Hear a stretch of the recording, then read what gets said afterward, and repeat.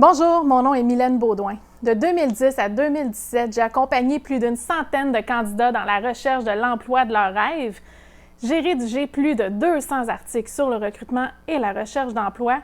De plus, j'ai créé le programme Les 9 étapes vers l'emploi de vos rêves. Aujourd'hui, je vous parle des erreurs que je vois le plus souvent sur les CV que je reçois chez mes clients.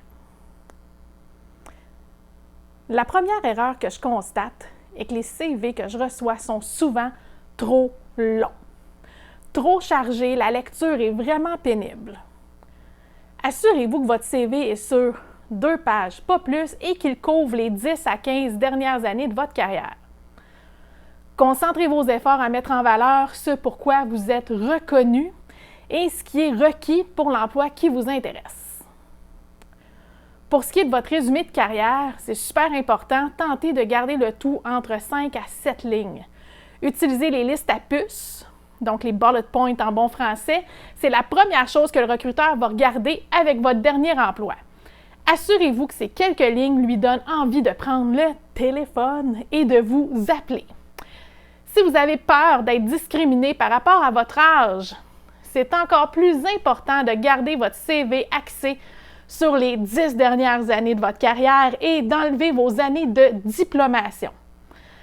La section sur votre parcours scolaire et vos diverses formations peut se trouver avant ou après vos expériences de travail. C'est selon ce qui va avantager le plus votre candidature. Par exemple, je possède un diplôme d'études collégiales et quelques cours universitaires. Rien pour aider ma candidature lorsque je veux travailler avec des professionnels. Qu'est-ce que je fais dans ce temps-là?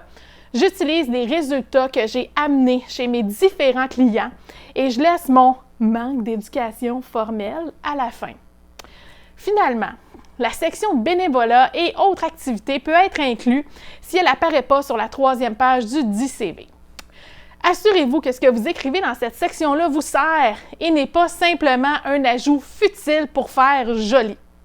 N'oubliez jamais que le CV vous ouvre la porte. Vous avez encore du travail à faire ensuite. La semaine prochaine, je vous explique tout ce que vous devez savoir sur l'offre à bas prix. Et en terminant, je vous invite à vous abonner à ma chaîne YouTube et à obtenir votre copie de mon modèle de CV gratuit en cliquant sur le lien ci-dessous. Je vous remercie beaucoup d'avoir été là et à la prochaine.